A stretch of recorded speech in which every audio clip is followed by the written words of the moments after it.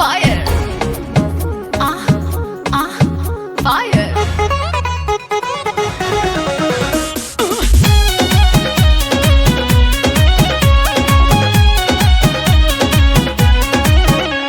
उम्र मेरा जब से चढ़ गया, जवानी का बारूद भर गया।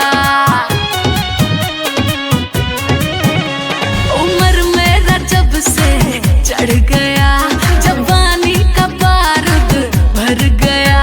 और जिसको भी देखो हर कोई यहाँ मेरे में खो गया।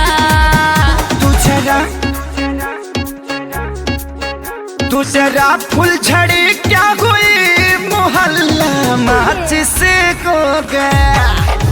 तू जरा फुलझड़ी क्या हुई, मोहल्ला माचिस को गया।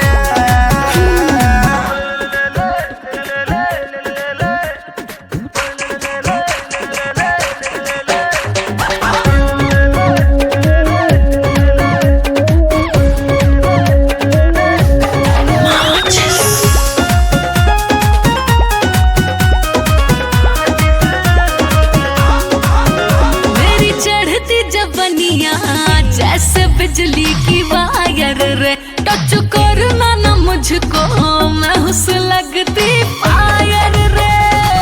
तेरे ही नाम का डीजे बजे मेरे दिल में रे, इसलिए मैं डूबा तेरी आंखों के झिल में रे। आंखों से जाम मैंने जिसको पिलाया, वो पल में सो गया। तू जरा फुलझड़ी क्या हुई, मोहल्ला माचिस को गया। तू जरा फुलझड़ी क्या हुई, मोहल्ला माचिस को गया।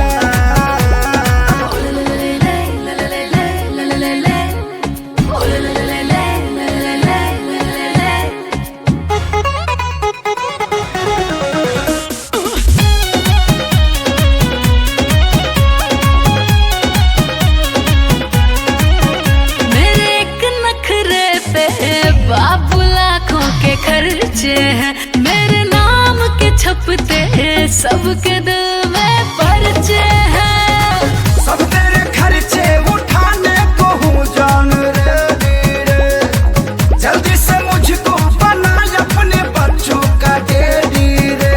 और चक्कर में मेरे जो आ गया, समझो कि जान से वो गया।